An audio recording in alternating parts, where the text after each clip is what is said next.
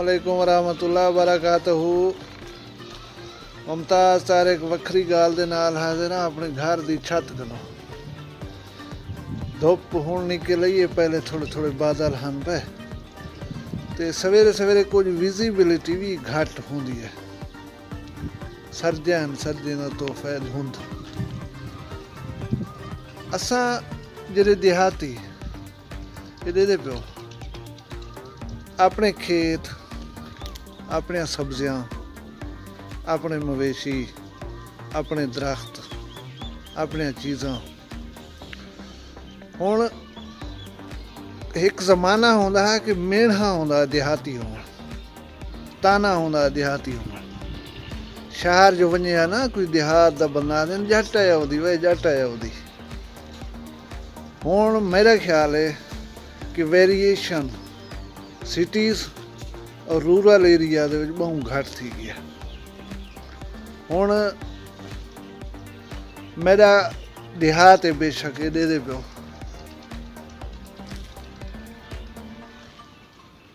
घर main road कनो, main Indus road कनो सिर्फ 500-700 फुट के फासले तो है। मेन रोड तक मेरा जरा रास्ता है वो पुख्ता है, यानी मैं बुरे मौसम दे विच भी, बारिश बरसात के मौसम दे विच भी रोड तक रसाई मेरी है पई। मैं रोड तो चढ़दा, मेजर सिटी दे विच 5 मिनट की अप्रोच है। हुण देहात दा मेन जेह्ड़े चीज़ां होंदियां वो ये होंदियां कि इत्थै बिजली कैं नहीं होंदी, इत्थै टेलीफोन कैं नहीं होंदा, इत्थै मुख्तलिफ सहूलियात कैं नहीं होंदियां। हुण जड़न दा ये सोलर सिस्टम है, बिजली दी मोनापली जिहड़ी है वो खत्म करवा दी इन्हें। ये हुण तुसीं देख सकदे हो मेरा अपना ये सारा सोलर दा सिस्टम है। बिजली होवे ना होवे मैं अपना ट्यूबवैल ही उत्ते चले खड़ा, मैं अपना घर ही उत्ते चले खड़ा। टेलीफोन ये जिहदे उत्ते तुसीं वीडियो देखदे पियो, मैं पूरी वर्ल्ड को जरा ही विंडो दे विच देख सकदा। उनके अलावा कोई इन केस एमरजेंसी होवे, मेरी अपनी गाड़ी है पई, सारा कुछ है पिया, मतलब मेरी रसाई अचीवमेंट जी यहीं तक है। हुण सारा देहात है दरख्त दे पियो ना, इनको फिलहाल चारे के तौर के उत्ते कट के भेड़े बकरियों को खवाया गया, लेकिन इहदे विचों हासिल थी वाली जी लकड़ी है वो वाला रोटियां पकावन या बालन के तौर पर इस्तेमाल थी है। तुसां सिर्फ गैस की कास्ट है जी रोटी छोटी पकावन वास्ते उनका भी अंदाज़ा ला गिनो तो पता लग वैसी। और ये दरख्त जेह्ड़े हैं एक किस्म की इन्वेस्टमेंट है फार्मर की, वो अपना ज़रूरत के तहत इन्हें को वाला फरोख्त करें दे, उन्हें दी जाते नवे दरख्त ला लेंदे। मतलब ये चीज़ां हुण काठी जी है ना लकड़, उनका खुश्क बालन जरा है वो भी 1000 रुपए 40 किलोग्राम तक मिलता है। लेकिन ये एक एक्स्ट्रा बेनीफिट है फार्मर को या देहात चलाने वाले बंदे को कि वो इनको यूज़ कर सकते। बाकी ये जी विलेज की प्योरिटी वो शहरदारें को नसीब करें, मतलब फिजा को हट के तुसां आ वञो ई गाल दे उत्ते कि तुसां इमेजिन करो गाय वे उनके थान दे विचों खीर कढे हुए बर्तन दे विच मैक्सीमम अद्धे घंटे के बाद वो तुम्हारे खुराक का हिस्सा बन गया।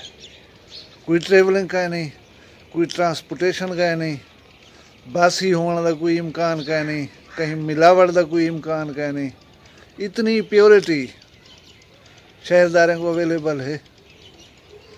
खेत दे सब्जी लगी खड़ी है, उनको था पट गिनते हैं, पौधे के उत्ते सब्जी पटें दो, उनको वाश करके कट के सालन बना के उनको खुराक का हिस्सा बने दो। मैक्सीमम तो आगू लगते 1 घंटा।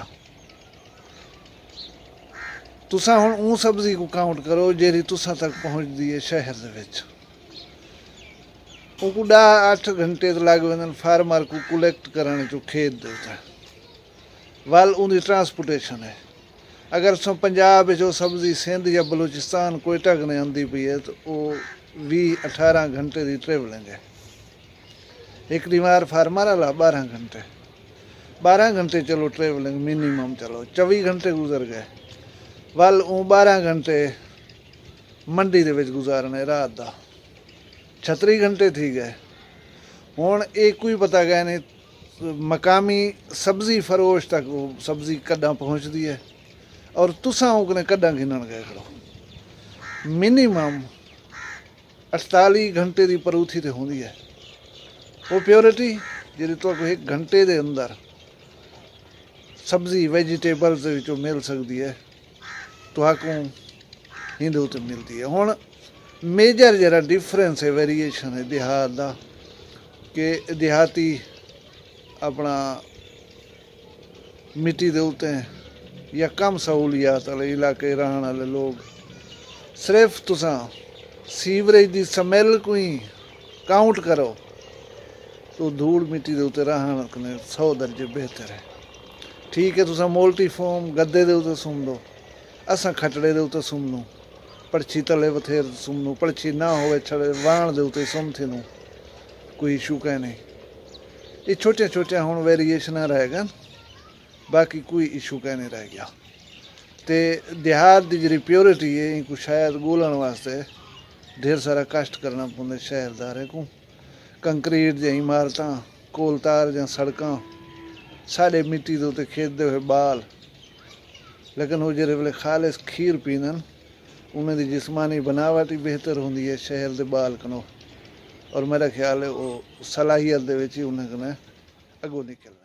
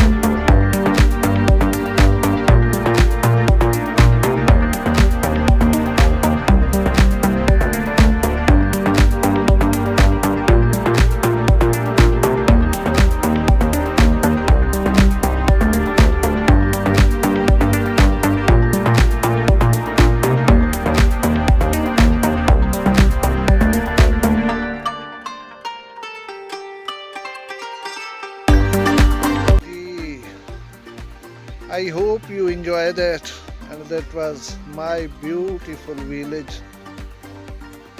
That was only a comparison. ਇਹਦੇ ਵਿੱਚ ਸ਼ਹਿਰ ਤੇ ਦਿਹਾਤ ਦਾ ਤਕਾਬਲੀ ਜਾਇਜ਼ਾ ਜਿਹੜਾ ਮੈਂ ਦਿੱਤੇ, और देहात की सादा जिंदगी की अक्सी दिखाई हम। उम्मीद करें ना तो कोई वीडियो पसंद आई हो सी। अगर पसंद आई हो तो कमेंट से दसे सो ज़रूर। मिलसूँ वाला एक नवी खूबसूरत और प्यारी वीडियो के नाल। अपना ढेर सारा ख्याल रखा है। मैं कोई इजाज़त दो। अल्लाह हाफिज़।